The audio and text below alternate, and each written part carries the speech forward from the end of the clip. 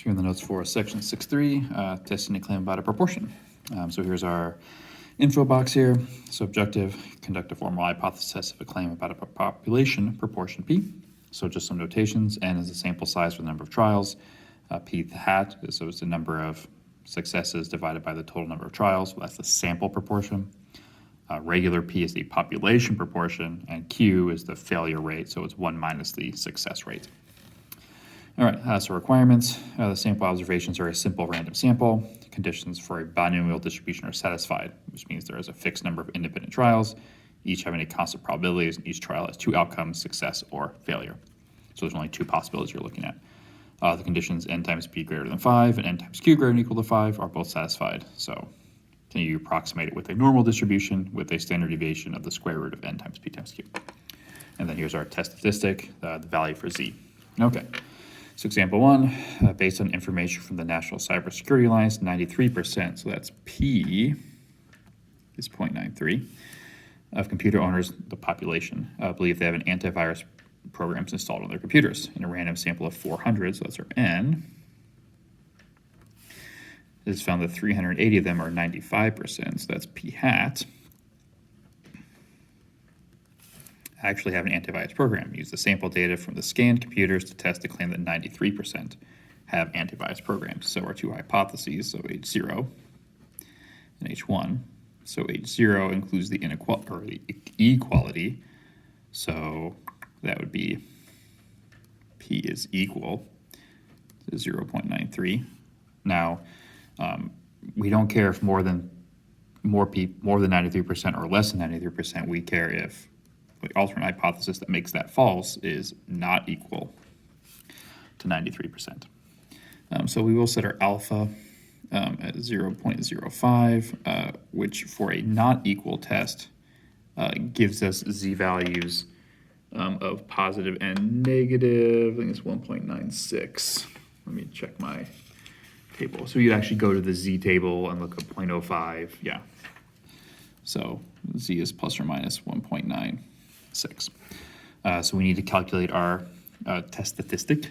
So z is equal to, so we're using this formula here, so p hat 0.95 minus the population 0.93 all over the square root of p, so 0.93. Now if p is 0.93, q is 0.07, because if 93% of people do have antivirus, 7% don't, divided by 400.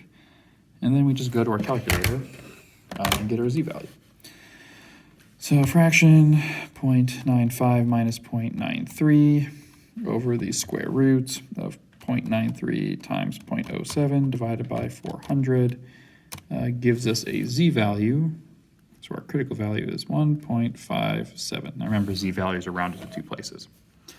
So let's see here. Boop-a-doop-a-doo. So if we look at our picture, so here's our axes, and we got a lovely little bell curve. It doesn't really have to be perfect.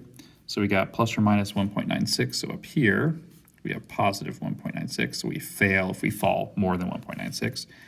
Down at the bottom, we also have negative 1.96. So we fail if we're up that. So our z-value is 1.57. So these 2 areas are the rejection areas where I've shaded. If I fall in the white area, I fail to reject. So 1.57, my critical value lies in that region. So we fail to reject 0, which means that it is possible that 93% of everyone has.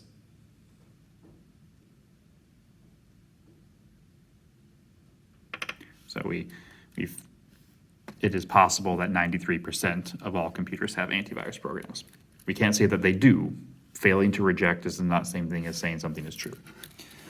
Okay, here's example 1.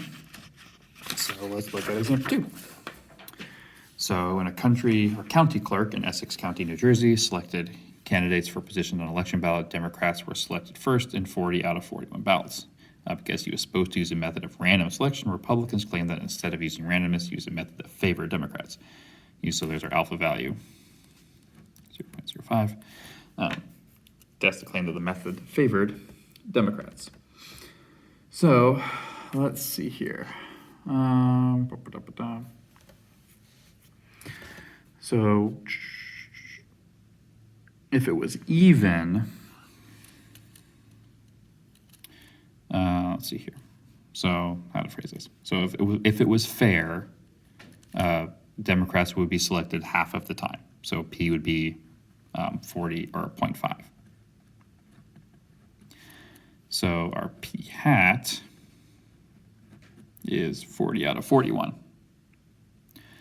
So we got everything we need here. N is 41. Q would be 0.5, and I think that covers all the variables we need. P hat minus P, yep, okay. So our null hypothesis has an equality, so P is, oops, colons there, 0.5. So our alternate hypothesis, let's see here, would be that P is greater than 0.5. So for this, our Z value is actually going to be 1.6.